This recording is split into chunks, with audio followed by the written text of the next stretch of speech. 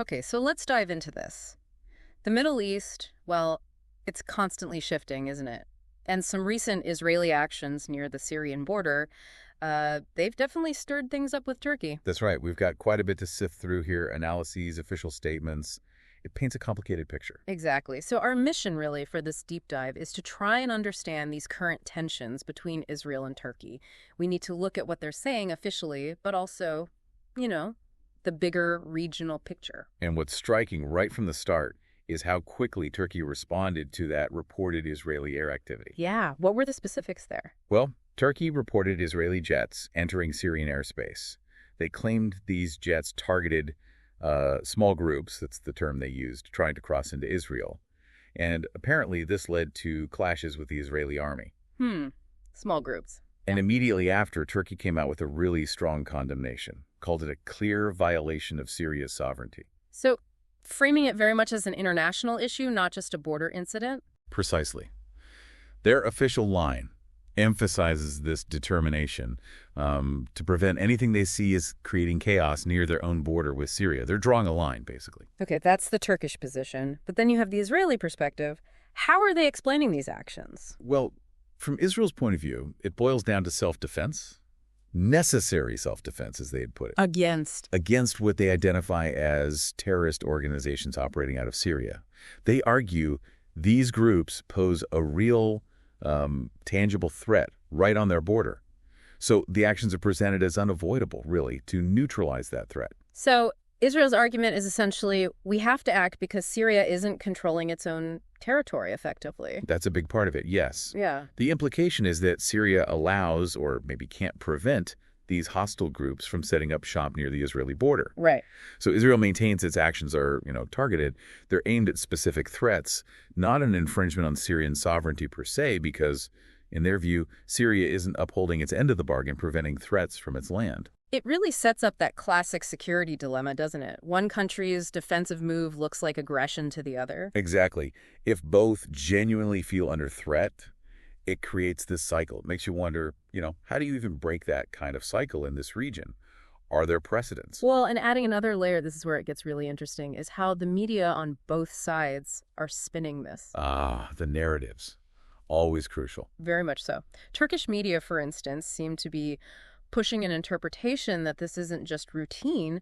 They're suggesting Israel might actually be testing Turkey's resolve. Testing them? Why now? Well, perhaps because of this perception, you see it in some analyses that the current Turkish administration is taking a more, let's say, assertive stance in the region compared to the past. Oh, okay. So the idea is Israel might be probing, trying to see how this new Turkey responds. That seems to be the narrative being floated in some Turkish circles, yes. It paints Israel's actions as potentially escalatory or at least provocative. But then you have the counter-narrative. Of course. Some Israeli media outlets are suggesting something quite different. Which is? That perhaps Turkey is the one using this situation, maybe for its own political advantage, to, shore up its anti-Israel credentials or project more power regionally. So completely opposing interpretations of notive. One side says testing, the other says political maneuvering. Exactly. And it just highlights how perception and media framing are huge parts of these geopolitical games. Each side is trying to shape how this looks, both domestically and internationally. It's strategic communication, really.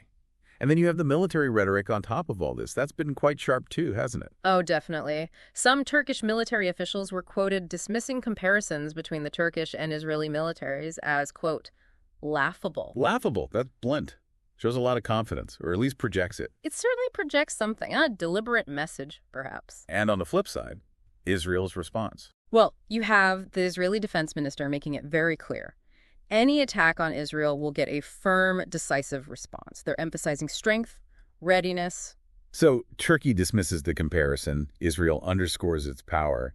It feels like the rhetoric is definitely amplifying those conflicting narratives we just talked about. It does, and it points to maybe different underlying military doctrines or at least different ways of thinking about security. How so? It seems Turkey might be leaning more towards proactive measures, trying to deal with perceived threats along its borders before they fully materialize. Okay, sort of preemptive thinking. Maybe. Whereas Israel's traditional stance is more about, maintaining a very strong defensive posture, but coupled with the absolute certainty of forceful retaliation if they are attacked. So proactive prevention versus defensive deterrence and retaliation.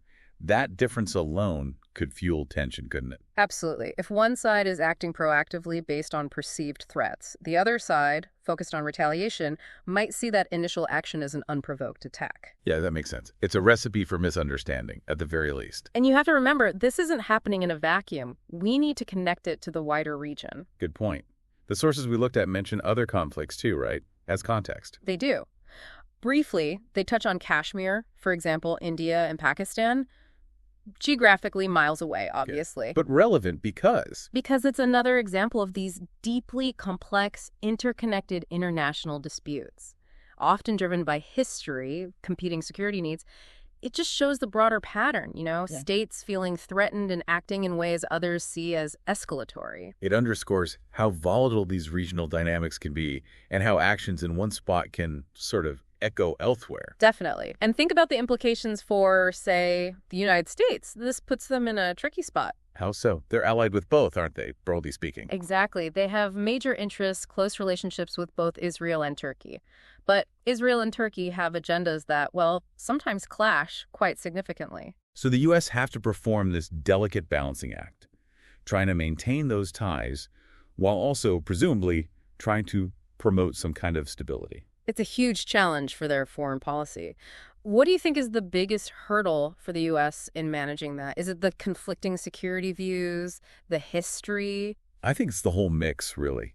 But perhaps the biggest immediate risk stemming from everything we've discussed is miscalculation. Miscalculation leading to? Unintended escalation. You have strong rhetoric, genuinely different ways of seeing threats, a history of conflict in the region. When both sides feel their core security is on the line and they're communicating so forcefully, the danger that someone misreads a signal or overreacts becomes very, very real. So the communication channels, the de-escalation mechanisms, they need to be robust. They do. But right now, looking at the situation, those mechanisms seem, well, let's just say, they seem under a lot of strain. Okay, so let's try and wrap this up. We've gone through quite a bit in this deep dive. We have. We've seen the initial incident, the Israeli operations near Syria, then Turkey's strong reaction focusing on sovereignty. Contrasted with Israel's perspective, grounded in self-defense against perceived terrorist threats emanating from Syria. We talked about the diverging media narratives, the testing resolve versus political gain angles. And that really sharp military rhetoric from both sides, reflecting potentially different security doctrines, proactive versus reactive. All happening, as we said, within this incredibly complex regional context, with big implications for external powers like the U.S. trying to navigate it all. Which brings us, I suppose, to a final thought. Something for you, the listener, to mull over. Yeah. Given everything we've discussed, these deeply rooted conflicting views, the strong language, the security dilemmas, what are the actual long-term prospects for stability in this part of the Middle East? That's the million-dollar question, isn't it? It is. And maybe tying to that, what role could or should external actors play? Could they help de-escalate things between Israel and Turkey? Or is there a risk they might actually make things worse intentionally or not in the years ahead? Something to think about.